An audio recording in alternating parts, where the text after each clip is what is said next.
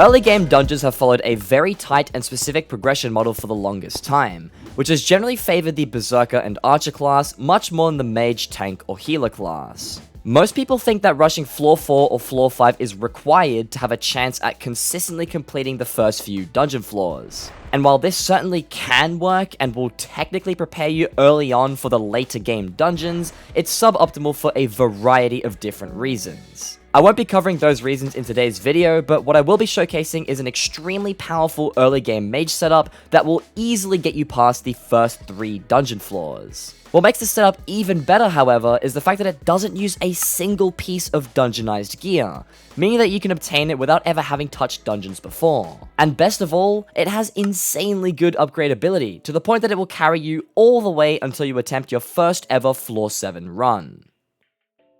So you're probably thinking then, what is this mysterious early game mage setup that is so powerful? And to answer that question, it is all of the pieces that you can see in my inventory here. Now, you're probably looking at this going, full superior, an AOTD, and the glove? Is this not a Berserker setup? How is this going to be good for mage? And while yes, the full superior set with an AOTD or any other melee weapon is a solid Berserker option, the superior set with the AOTD specifically is also a very powerful mage setup. Now, if you have no idea how this works, it all has to do with the ability of the AOTD and the set bonus of the full superior set. So, Full Superior has the full set bonus Superior Blood, where most of your stats are increased by 5%, and the aspect of the dragon's ability deals 50% more damage. Now, not only is that 5% stat increase really powerful for just everything you can do in Skyblock, but that AOTD ability damage buff is incredibly powerful, and it's the reason why this set synergizes so well with the AOTD. Now, for those of you that don't know, the AOTD has an ability called Dragon Rage, where all the monsters in front of you will take a certain amount of damage. This damage, I believe, just scales with your profile depending on your intel and other stats, and then all the monsters you do hit will take a large amount of knockback. Now, this AOTD knockback ability can be really annoying, which is why we pair it with the Dragon Fuse Glove, which, if we read the stats of this, not only does it give you some strength, crit damage, health, and defense, it also buffs the AOTD by granting it 35 bonus damage, 50 bonus strength, and it also reduces the ability knockback. Now, if we compare the before and after of the AOTD's ability with and without the glove, you can very clearly see the big difference that the glove actually makes. And while the glove doesn't really buff the magic damage of the AOTD's ability, that reduced ability knockback can be very helpful and will just make your gameplay easier overall. That being said, you can remove the glove entirely from this setup and it will still work completely fine. I just like to have the glove with it because it's a little bit easier to play with and overall is just nice to have. So, now we understand how this set works, why it synergizes so well, and what I'll be covering in today's video, but I want to talk things like requirements, pricing, and why this is classified as, say, an early game setup. So when you do think of an early game mage setup, you probably think of full wise or 3/4 wise with some sort of goggles, and then usually the weapons of choice will be something like an undungeonized Frozen Scythe, a Bonzo Staff, a Dreadlord Sword, or anything of the sorts. Now, all these items do work great, and they can be really good for a mage, but if you haven't noticed already, they are a lot cheaper than the full superior set, although the AOTD is in the budget range. So right off the bat, the superior set seems to be a lot more expensive than what you might be using for floor 1, floor 2, and potentially floor 3. But what the full superior set and AOTD has that these items don't is that none of the superior set has any catacombs requirements. The full superior set, when you don't dungeonize it, is able to be used at combat 20, while the AOTD can be used at combat 18, and the Dragon Fuse Glove as early as combat 15. Now, obviously, combat requirements are something that you're going to have to come by, but at the very least, you don't need a floor 1 completion for something like the Bonzo Staff, and you don't need Catacombs 5 for an item like the Dreadlord Sword. But anyways, I will be comparing the superior set and AOTD to some other common mage setups later on in the video, but for now, I want to jump into some dungeon runs, particularly floor 1 and floor 2, because that way I can actually show you guys how this setup works, what the clearing looks like, what the mini-boss damage is, and most importantly, how it fares in the boss fight. Okay, so before I start commentating over the following dungeon footage, I like to say that both the floor 1 and floor 2 completions that I got here were on my Chaos profile as a solo player. I was Catacombs 12 and Mage level 12 when recording this footage too, so it's as accurate to a new player as I could possibly get it. Nonetheless, this first room here was a very simple clear, and I was basically just one-tapping all the mobs in front of me with no problems at all. The next clip here is just me fighting a lost adventurer. You can clearly see that it doesn't even stand a chance and just got completely melted. Yellow room was also really easy. I used my thunderstorm ability to help out a little bit more, but frankly, I didn't even need it. It's very evident that the AOTD just has a stupid amount of DPS, and the amazing EHP that Superior provides lets me play recklessly and tank a lot of damage. Here's an extra clip of me just showcasing another mini-boss kill. Similar to the first one that I encountered, I completely drained its health in a matter of seconds, and then the clearing in this room was also really easy. Even though the AOTD ability doesn't have the greatest of range, pairing it with the LCM beams works wonders for general clear, and I never really find myself struggling at all. Next up, we've got Blood Room. Just like the rest of this floor, it's a super easy clear with Superior's amazing EHP once again letting me tank all the damage, and the AOTD just makes quick work of all the mobs. Last clip for this dungeon is obviously the boss. I'm not really sure what else to say here, as the same trend from the clear applies to Bonzo. Phase 1 had a little bit of chasing to get in range to be able to deplete his health, but once he was in Phase 2, it was a total joke as he ran straight towards me and I killed him in under 3 seconds.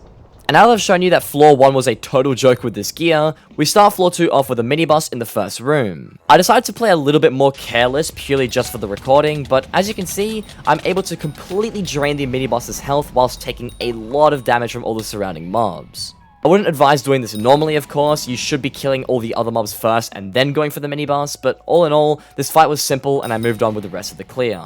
I encountered a second mini-boss shortly after, and similar to the first one, it was a really easy fight. I did run out of mana since I had just come out of a previous fight, but even then, the setup still pulled through and I managed to just barely kill the archaeologist. Now this next up here is a floor 2 yellow room. This one was going to be much harder than floor 1, so just for safety, I placed a mana flux down and I waited for a little bit more of my mana to regen. This isn't entirely necessary, and if you aren't as well equipped as I am, a trick you can use is bringing the yellow room mob all the way to fairy room and then use the fairy pond healing water to just destroy his health. But either way, I completely drained the yellow room mini boss's health with little trouble, although I did have to use a couple of healing items here and there to make sure I didn't die. And just in case you haven't seen enough of it on floor 2, here's some simple clearing footage to show how this gear fares in the run. I did take quite a lot of damage thanks to all the crypt dreadlords and the archers that were shooting at me, but with a few heals and some LCM plus RCM spam, I managed to come out on top pretty easily. The next clip here is Blood Room yet again, which, just like floor 1, was super simple and I made quick work of all the mobs in no time. And now we get to the boss fight. So first things first, I placed a mana flux down and then started targeting the priest. Damage and survivability here was looking really good. As you can see, I'm not really taking too much damage and I'm able to tank all the mobs. Now after a little bit of work here, I managed to get the priest down pretty easily, and then I targeted the warrior, which once again got absolutely melted. After the priest and the warrior were down, I slowed down my gameplay a little bit and started to regen some mana and play it safer. I've obviously cut all this boring stuff out so you don't have to see it in the video, but it was a process of just attacking all the minions, regenerating my mana, attacking the minions again, regenerating some more mana, and just, playing it safe and making sure I didn't die. Once it was time to take out the mage and then fight Scarf, I decided to weaken him a ton and then bring him all the way to where I'd killed the priest. And then I placed down a mana flux, killed the mage, and then camped on the priest's body. I did this so I could have my mana flux down for when the priest spawns, so that way I have a little bit more healing and some extra mana, and that way I'd be able to kill the bosses quicker. Once the priest did respawn, I killed him very, very quickly. I also used my thunderstorm ability here to take out all these mini bosses and damage Scarf, and all in all, I didn't really have too much of a problem here.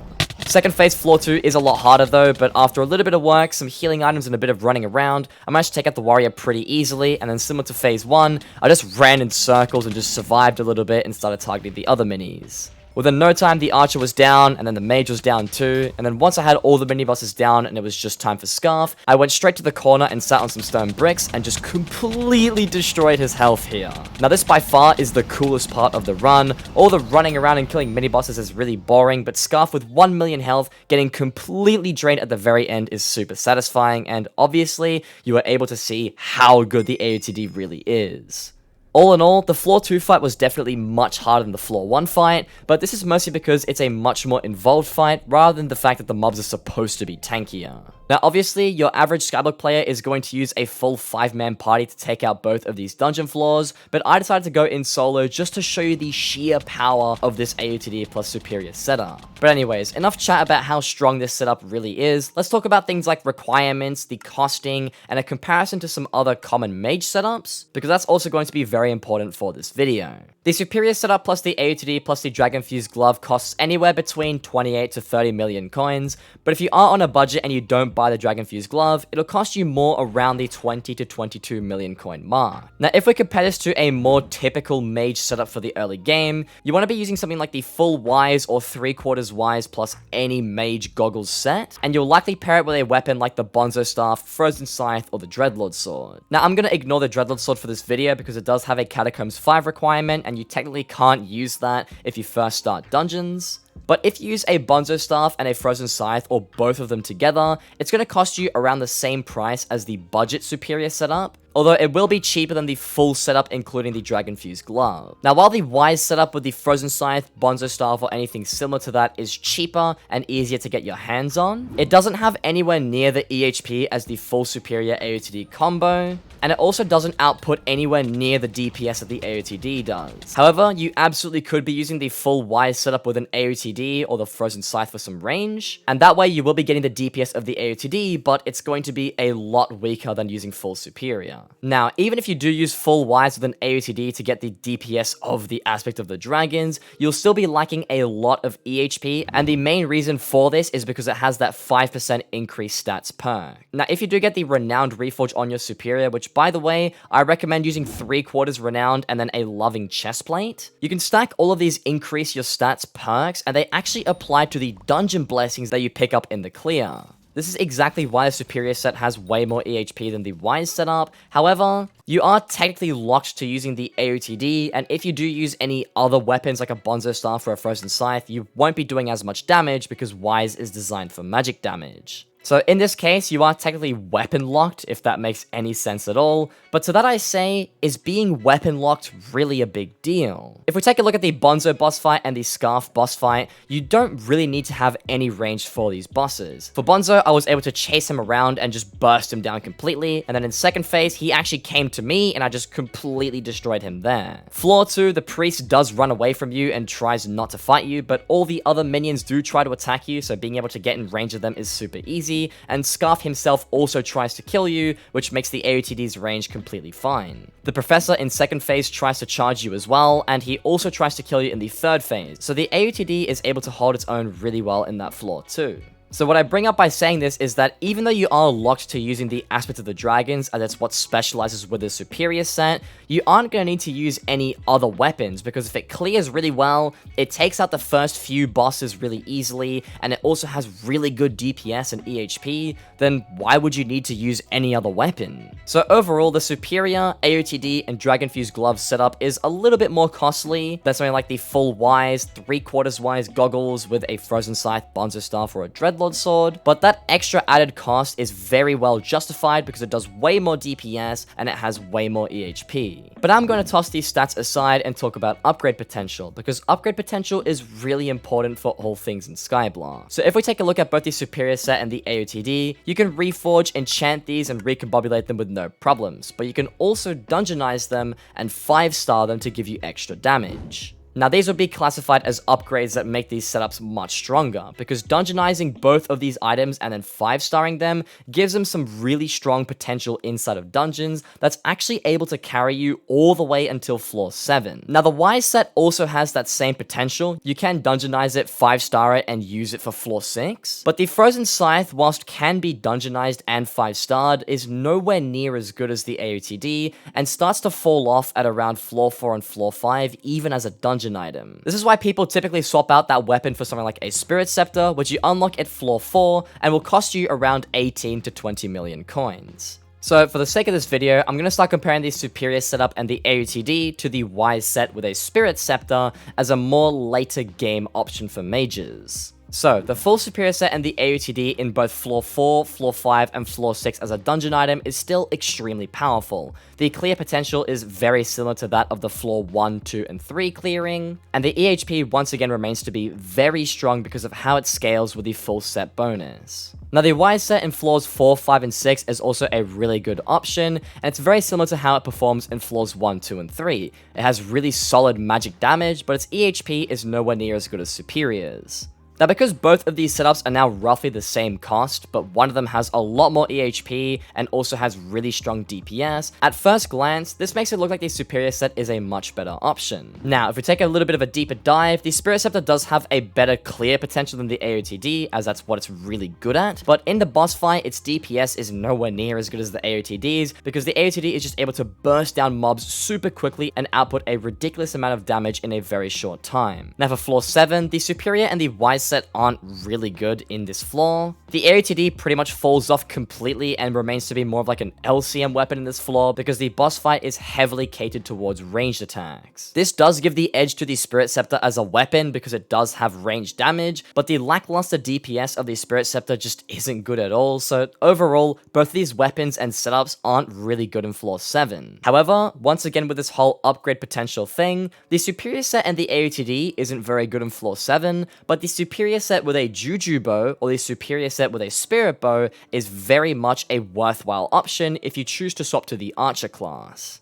As for the Wise and the Spirit Scepter setup, you aren't really going to be able to upgrade to anything anytime soon. If you're not doing dungeons with any carries, you're going to have to somehow figure out a way to use a Spirit Scepter, a Midas Staff, or a Yeti Sword, which are all really expensive weapons and will make it really hard to complete that floor. And if you are using dungeon carries, then you will have to buy yourself a Hyperion to do that floor conveniently, and we all know how expensive the Hyperion is. So basically where I'm going with all this, the Superior setup is very expensive earlier on. Compared to a more normal Wise setup, it'll be a little bit more pricey, but for the late game and setting yourself up for dungeons after floor 3, you aren't going to have to spend as much money, and it will make it a lot easier to swap off of Mage if you choose to do so. Honestly, I think this is a very important factor because right now, the Archer meta is extremely prevalent. Juju Shortbows and Terminators are completely ruling dungeons right now, and being able to swap to that class by keeping the same armor but just removing the 1 million coin weapon is definitely a win-win. So overall, full Superior, a Dragon Fuse Glove, and an AOTD is a very strong burst DPS setup. It works really well for early game mages. It's kind of awkward in the intermediate floor 4 and floor 5 sections, but once you reach that Catacombs 19 requirement, it once again lives on to be really powerful for floor 5 and floor 6. Cheaper alternatives such as a full Zombie Soldier set or a Wise set with a Bonzo Staff or a Frozen Scythe are going to be cheaper than the full Superior and AOTD setup, but if you want to use Zombie Soldier, you have to be Catacombs 19, and if you are going to be using Wise with a non-dungeon weapon, you aren't going to have anywhere near the damage and the EHP of Superior. When it comes to the later game upgrade potential, the Spirit Scepter and the AOTD both have their own individual uses. One is really good for clearing, one is really good for mini-boss burst TPS, so the answer to the question of which one you should buy, get both. If you choose to use full Superior and AOTD and a Spirit Scepter, you're going to be focusing more on your AOTD damage as the Superior setup is able to buff that significantly, as well as you will have more EHP and overall just a little bit of an easier time in dungeons. If you choose to use a full Wise set with an AOTD and a Spirit Scepter, it's going to be a little bit more cost effective, but you might have to make up for the lack of EHP with a Blue Whale, and you're going to be focusing more on your Spirit Scepter's damage rather than the AOTD, as you aren't buffing it with the armor set. But at the end of the day, it's all personal preference. Whatever you want to use is what you want to use. Me personally, I prefer the Superior setup because I just really love the burst damage of the AOTD, and I'm happy to sacrifice a little bit of range damage if it means that I can completely annihilate bosses and mini-bosses. But with that being said, that's going to cover everything that I had for today's video. Hopefully you guys found it useful or informative in some way, and I'll see you guys in the next one.